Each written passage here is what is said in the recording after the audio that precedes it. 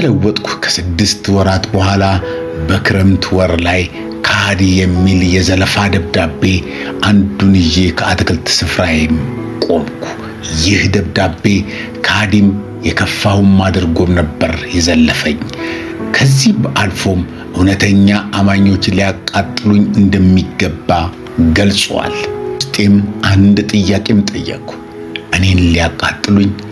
ወደ አትክልት ስፍራውም ገባ ብዬ እራመድም ጀመር።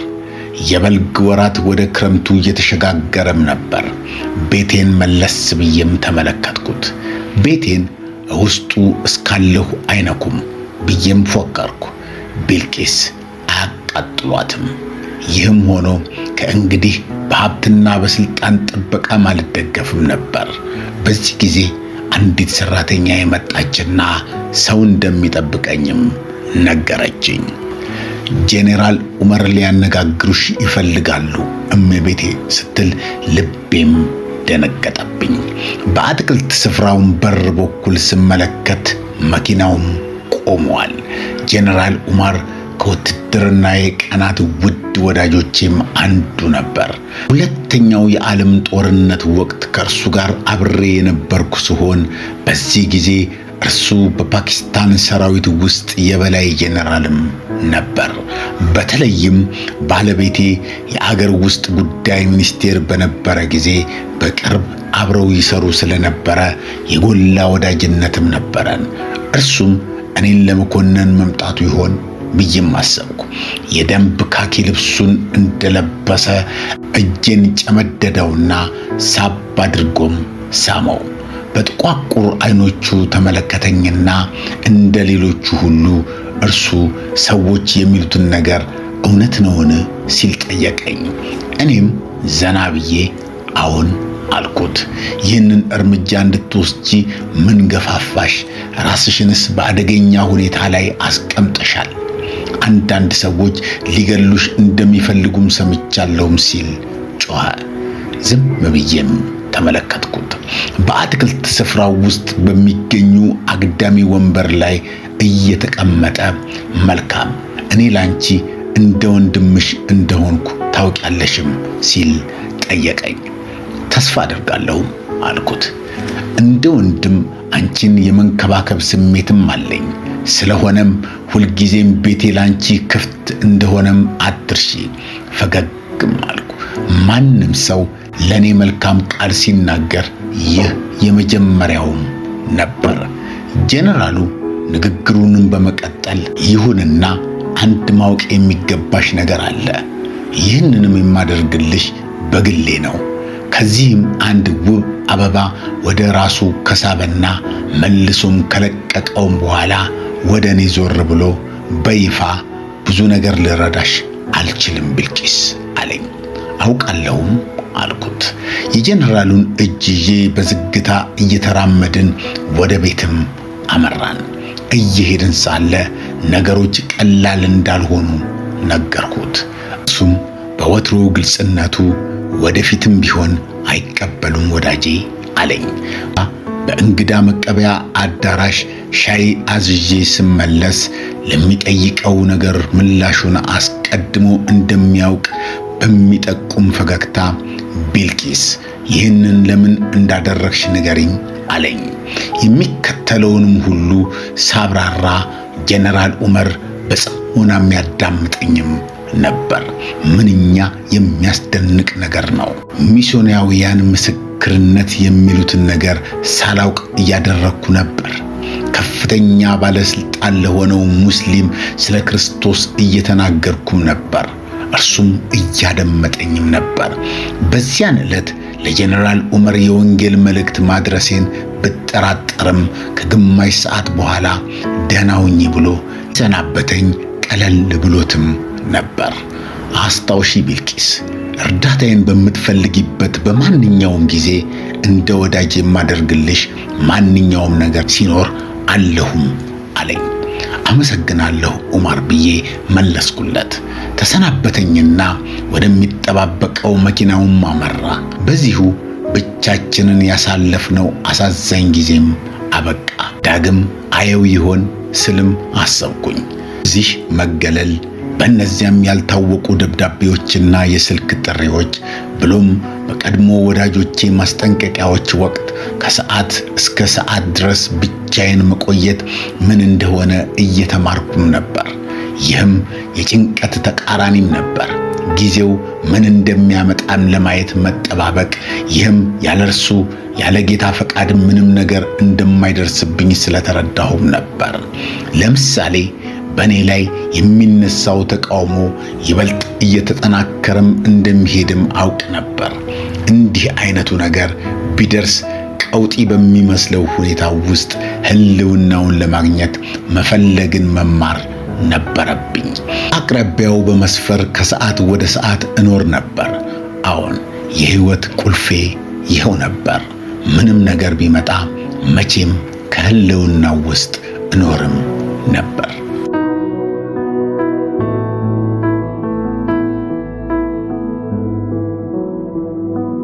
እያየለ በመጣው የቤተሰብ ውጥረት ንጉሥ ዳዊት ከልጁ ከአቤሴሎም ሲሸሽና ማሲንቆውን አንስቶ አንተ ግን አቤቱ መጠጊያዬ ነህ፣ ክብሬንና ራሴንም ከፍ ከፍ የምታደርገው አንተ ነህ እያለ ሲዘምር ምን እንደተሰማው ያውቅ መሰለኝ። እኔ የምረዳውን ክብር ሰማይ ለሚገኙ ቅዱሳን የማይነገር በረከት፣ ደስታና ሐሴትም አድርጎ ይቆጥረዋል። በጊዜው ከቤተሰቤ የሚመጣውን ውጥረት አሁንም እኔን ማገለል ነበር። ሊጠይቀኝም ሆነ ሊወቅስኝ የሚመጣም ዘመድ አልነበረም። አልፎ አልፎ ካልሆነ በቀር የድሮ ጓደኞቼም እንኳን አይጠይቁኝምም ነበር። በገበያ ስፍራ የሚካሄዱ ስላቆችም ቀጥለዋል። እንደ ልደት፣ ሞትና ሰርግ ቀናት ከመሳሰሉ ታላላቅ ቤተሰባዊ ጊዜያት መገለሉም እንዲሁ ጨምሯል። ይኸው መገለል በፈጠረው ብቸኝነት ውስጥ ራሴን በጨመርኩ ጊዜ ሁሉ ክብሩ እየደበዘዘብኝ ሲመጣም አያለሁ። ይህም ሲሆን ወዲያውኑ ሐሳቤን ኢየሱስ ብቻውን ሆኖ ወዳሳለፈበት ሁኔታም እመለሳለሁ። እገዛ አድርጎልኛል። ይሁንና መጠነኛ ኅብረት እጅግ እንደሚያስፈልገኝም ተረዳሁ። እጅግ ርቄ የነበርኩት ያህል አሁን ከሌሎች ጋር ለመሆን እፈልግም ነበር። እነ ኦልድና ሚቸልም እንኳን ወደ ቤቴ አይመጡም ነበር። ለደህንነታቸው በማሰብ እንዳይጎበኙኝ ነግሬያቸውም ነበር። አንድ ጭፍግ ባለ ቀትር መጽሐፍ ቅዱሴን ላነብ ወደ መኝታ ክፍሌም ገባሁ። እጅግ ቀዝቃዛ የክረምት መግቢያም ነበር። ኃይለኛ ነፋስ መስኮቴንም ያዳፋዋል። ማንበብ ሲጀምር ከእጄ ላይ ሙቀት ተሰማኝና የፀሐይ ጨረር ከክንዴ ላይ ሲያርፍም ተመለከትኩ። በመስኮቱም ስመለከት ፀሐዩም ደግሞ ወደ ደመናው እየጠለቀች ነበር። ለአንድ ደቂቃ ብቻ ከሰማይ ወርዶ ሊያጽናናኝ ሲል እጄን የያዘኝ ይመስልም ነበር። ወደ ላይም ቀና ብዬም እየተመለከትኩ ጌታ ሆይ እጅግ ብቸኛ ሴት ነኝ። ካለመኖሬ የተነሳ ጉንጮቼ እንኳን የደረቁም ይመስላል። እባክህ ዛሬ የሚያናግረኝን አንድ ሰው ላክልኝም ብዬም ጸለይኩ። ይህ ያለ የሞኝነት ጥያቄ በመጠየቄ ኀፍረት እየተሰማኝ ወደ መጽሐፍ ቅዱሴም ተመለስኩ። ከሁሉም የእርሱ ከእኔ ጋር መገኘት ይበቃኝም ነበር። ይህም ሆኖ ለረጅም ጊዜያት ሳልሰማው የቆየሁትን ድምፅ በመስማቴም ተደነቅኩ። ልብሴን ጣል አድርጌ ወደ አዳራሹም ስሮጥ ኑርጃን ትንፋሽ እስኪያጥራት ድረስ እየፈነጠዘች ስትመጣም አገኘኋት። ኦ እመቤቴ ቢልቂስ፣ እነ ኦልድ መጥተዋልም አለችኝ። እግዚአብሔር ይመስገን አልሁና ላገኛቸውም ሮጥኩ። ኬንና ባለቤቱ ማሬን በቤታቸው ውስጥ በምናካሄደው የሰንበት የመጽሐፍ ቅዱስ ላይ ባያቸውም ይሄ በሳምንቱ ውስጥ የተደረገው ልዩ ጉብኝትም ነበር። ማሬ ፈጠን ብላ እጄንም ጨበጠች። ሰማያዊ አይኖቿ ብርሃን እየረጩ አንቺን የግድ መጎብኘት ነበረብን ቢልቂስ፣ ይህም ምክንያት ኖሮን ሳይሆን ካንቺ ጋር መሆን ስለሚያስደስተን ብቻ ነው አለችኝ። ምንኛ የሰመረ ጉብኝትም ነበር። ስንነጋገር ሳለ ሰዎች እንዲጎበኙኝ ባለመጠየቄ ስህተት እንደፈጸምኩም ተረዳሁ። ጉድለቴን እንዳልቀበል ትዕቢት ከልክሎኝም ነበር። ወዲያው ተነቃቃሁና ለምን ለሰንበት ስብሰባ ሰዎችን ወደ ቤቴ አልጋብዝምም አልኩኝ። ዳሩ ይህን ማድረግ በእሳት ላይ ቤንዚን መጨመር አይሆንምን? ሐሳቡን ለመሰረዝ ብሞክርም አልጠፋምም አለኝ።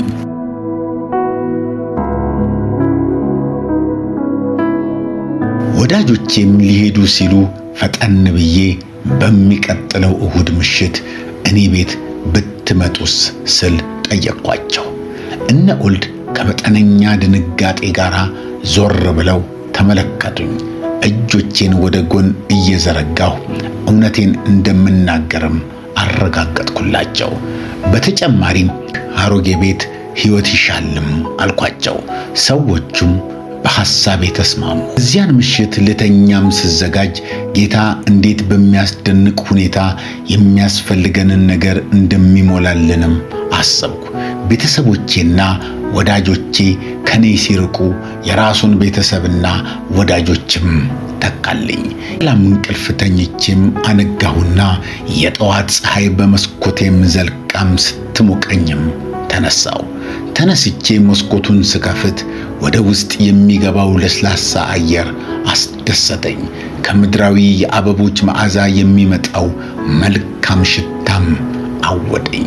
እሁድ ምሽት እስኪመጣም ድረስ ልጠብቅ አልቻልኩም። ቅዳሜ ዕለት ከሰዓት በኋላ ያ አሮጌ ቤት በአበቦች ተሞላ። እያንዳንዱ መስኮትና ወለል እስኪያብረቀርቁ ድረስ አጊጠውም ነበር። ራሽም ፈቃደኛ ከሆነች ከእኛ ጋር የመጽሐፍ ቅዱስ ጥናቱን እንድትካፈልም ጠቆምኳት። ዳሩ ግን ገና ለእንደዚህ አይነት ስብሰባ እንግዳ ስለነበረች አልተጫንኳትም። ለማህሙድ ከእንግዳ መቀበያው አዳራሽ ውጪ ስፍራ ሳዘጋጅ ውብ ምንጣፍ ሳስተካክል አበቦቹን ደጋግሜ ሳሰማምር የአቧራ ብናኞችን ስጠራርግ ዕለተ እሁድ ደረሰ። በመጨረሻም የውጭው በር ተከፍቶ መኪኖች ሲገቡም ሰማሁ። ምሽቱ ከጠበቅኩት በላይ ነበር። በዝማሬ በጸሎትና ጌታ ለእያንዳንዳችን ያደረገውን ታላቅ ነገር ስናወራም አመሸን። 12ታችንና መሐሙድ ከእንግዳ መቀበያ አዳራሹ ውስጥ የምንገኝ ብንሆንም ሌሎቹም የማይታይ እንግዶች ከዙሪያችን እንደነበሩ በመሐላም ላረጋግጥላችሁም እችል ነበር። ምሽቱ እኔ አስቀድሜ ያላሰብኩት ሌላም ዓለም ነበረው። ክርስቲያን ወዳጆቼ አሁንም በጣም እንደሚጨነቁልኝ ተረዳሁ። ማሬ ተጨማሪ ጥንቃቄ እያደረግሽ ነው ስትልም ጠየቀችኝ። አይ አልሁና ሳቁ። ብዙም ላደርግ የምችለው ነገር የለም። ሊያጠቃኝም የሚፈልግ ሰው ካለ የማጥቂያ መንገድ እንደማያጣም እርግጠኛ ነኝም አልኩ። ኬን የእንግዳ መቀበያ አዳራሹንና ከውጭ ያለውን የአትክልት ስፍራ በመስታወት በሮች አሻግሮም ተመለከተ። በመሰረቱ በዚህ ስፍራ ብዙም አስተማማኝ ጥበቃ የሚደረግልሽ አይመስለኝም። ምን ያህል በቀላሉ ልትጠቂ እንደምትችይም በፍጹም አላወቅኩም ነበር አለ። የመኝታ ክፍልሽን እንዴት ነው ስትል ጠየቀችኝ ሲኖፍ። እንግዶቼ የመኝታ ክፍሌን ማየቱ እንደሚሻል ስለተሰማቸው ወደዚያም አመራን። በተለይም ኬን በመስኮቱ በኩል የአትክልት ስፍራውን በመመልከቱ ሐሳብም ገባው። መስኮቶቹ ከወርቃማው ጌጣጌጦች በመስታወት ብቻ የተሰሩም ነበሩ። ራሱን አወዛወዘና በእርግጥ አስተማማኝ አይደለም። ታውቂያለሽ ቢልቂስ፣ አንድ ነገር ማድረግ አለብሽ። መስኮቱን በጠንካራ ብረት ማስደገፍ አለብሽ፣ አሊያም ማንም በቀላሉ ይገባበታልም አለኝ። እኔም በሚቀጥለው ቀን ምን ማድረግ እንደሚቻል የማስብበት መሆኔን ገለጽኩላቸው። ምን ማለቴ ሐሳቤ ወይም የጌታ ክብር በመጠኑ ደብዘዝ ስላለብኝ ይሆን? በመጨረሻም ማታውኑ ተሰነባበትንና ለረጅም ጊዜያት ከነበረኝ በላቀ ደስታ እንቅልፌን ተኛው።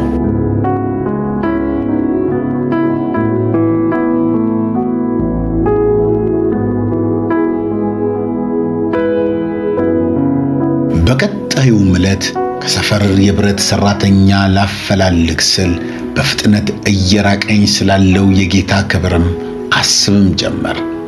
ለምን? ይህ የሆነው ከፍርሃት ሳቢያ እርምጃም ለመውሰድ በመነሳቴ ይሆን? የብረት ሰራተኛውን ለመጥራት ባሰብኩ ጊዜ ሁሉ እርምጃዬ ይገታም ጀመር። ከዚያም ምክንያቱን ተረዳሁ። መስኮቴን በብረት የማሰራቴ ወሬ በየሰፈሩ ሲሰራጭ ሁሉም ሰው መፍራቴን ያውቀዋል። ውይ ክርስትና ምን አይነት ሃይማኖት ነው? ያሙሉ ፍርሃት ይለቀቅብሃል አሉ የሚለውን አይነት ሐሜቶች በቀላሉ ሊሰነዘሩብኝ ይችሉም ነበር። ስለዚህም ብረት የማስገባቱን ሐሳብ ሻርኩት። በዚያን ዕለት ትክክለኛ ውሳኔ ስላደረግኩ በድፍረት ወደ መኝታዬም አመራሁ። ወዲያው እንቅልፍ የወሰደኝ ሲመስለኝ አንድ ድምፅ አነቃኝ። ግራ ተጋብቼ ብድግ አልኩና ተቀመጥኩ።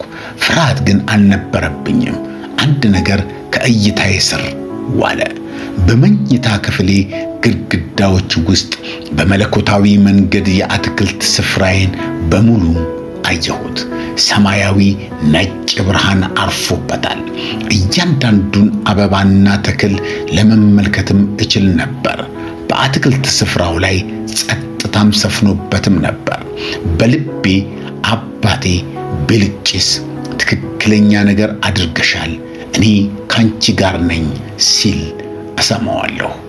ቀስ በቀስ ብርሃኑ ደበዘዘና ክፍሉ መልሶም ጨለመ። የመኝታ ክፍሉ መብራቴን አበራሁና እጆቼን ዘርግቼ እግዚአብሔርን አመሰገንኩ። አቤቱ አባቴ ምን ያህል ላመሰግንህ እችላለሁ? አንተ ለእያንዳንዳችን እጅግ ታስብልናለህም ስል ጸለይኩ። በቀጣዩም ጠዋት ሰራተኞችን በሙሉ ጠራኋቸውና ከዛሬ ጀምሮ ከፈለጉ ወደየቤታቸው እየሄዱ ለማደር እንደሚችሉም ነገርኳቸው። እኔና መሐሙድ ብቻ በሚያህለው ቤት ውስጥ መተኛት እንችልም ነበር። ሰራተኞቼ እርስ በርሳቸውም ተያዩ። አንዳንዶቹ በመገረም አንዳንዶቹም በመደሰት የተቀሩትም አንድ ሁለት የሚሆኑ በስጋት። ይህም ሆኖ ቢያንስ አንድ ነገር እንደተፈጸመም አውቅ ነበር። ውሳኔው ራሴን የመጠበቁ ማንኛውንም አይነት ሐሳብ ከፍጻሜው አደረሰው። ከውሳኔውም ጋር ክብሩ ወደ እኔ መጥቶ ከተለመደው በላይ አብሮኝ ቆየ። ምናልባትም ይህ ለሚቀጥሉት ክስተቶች አስፈላጊም ነበር። አንድ ጠዋት ራሽም ፀጉሬን እያበጠረች ያክስትሽን ልጅ ካሪም እንደሞተ ሰማሁ አለችኝ። ከወንበሬም ተወርውሬም ተነሳሁና የሰማሁትን ባለማመን ትክ ብዬም አየኋት። አይሆንም ስል ጮኩኝ። መሐሙድን ወደ አሳ ማጥመዱ ይወስደው የነበረው ካሪም ምን አገኘው? የካሪምን ሞት እንኳን ከሰራተኛዬ የወሬ የምሰማውስ ለምንድን ነው? በግድ ራሴን ተቆጣጠርኩትና ራሽም ስራዋን ትቀጥል ዘንድ ተመልሼም ተቀመጥኩ። አይምሮዬ ገና ተረብሿል። ይሁ ወሬም ሊሆን ይችላል ስልም አሰብኩ። ምናልባትም ራሽም ስም ተሳስታም ሊሆን ይችላል። ልቤ ትንሽ የተስፋ ጭላንጭል ታየው። በኋላ አንዷን አሮጊት ሰራተኛ ጠራሁና በእርግጥ የተፈጸመው ነገር እንድታረጋግጥልኝም ጠየቅኳት። ወደ መንደሩም ደርሳ በሐዘኔታም ተመለሰች። አዝናለሁ እመቤቴ፣ ነገሩ እውነት ነው። ትናንት ማታ በልብ ህመም ሞቷል፣ ቀብሩም ዛሬ ነው አለችኝ። ከዚያም ይህች ማንኛውንም ነገር የመስማት ብቃት የነበራት ሰራተኛዬ በላይ የሚጎዱኝን ወሬዎች ተቀብለኝም ጀመር።